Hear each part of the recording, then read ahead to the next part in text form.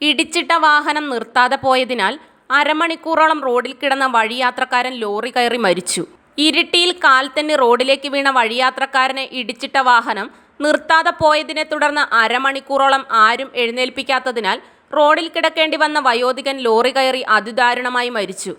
ഇടുക്കി സ്വദേശിയായ രാജനാണ് മരിച്ചത്. വെള്ളിയാഴ്ച രാത്രി പെയ്ത കനത്ത മഴയത്ത് കുട ചൂടി നടപ്പാതയിലൂടെ നടക്കുകയായിരുന്ന രാജൻ കാൽത്തന്നിയാണ് റോഡിലേക്ക് വീണത്. ഇത് CCTV ദൃശ്യങ്ങളിൽ നിന്ന് വ്യക്തമാണ്. എഴുന്നേൽക്കാൻ ശ്രമിക്കുന്നതിനിടെ പാഞ്ഞെത്തിയ വാഹനം ഇദ്ദേഹത്തെ ഇടിച്ചു തെറിപ്പിച്ചു. പരിക്കേറ്റ് രാജൻ റോഡിൽ കിടക്കുമ്പോൾ നിരവധി വാഹനങ്ങൾ ഇതുവഴി കടന്നുപോയി. അതിനുശേഷം മറ്റൊരു ലോറി രാജന്റെ ശരീരത്തിലൂടെ കയറിയിറങ്ങി. പിന്നീട് വന്ന ബസ്സിലെ ഡ്രൈവർമാരാണ് ഇദ്ദേഹത്തെ ആശുപത്രിയിലേക്ക് കൊണ്ടുപോയത്. വെള്ളിയാഴ്ച രാത്രിയിലായിരുന്നു സംഭവം.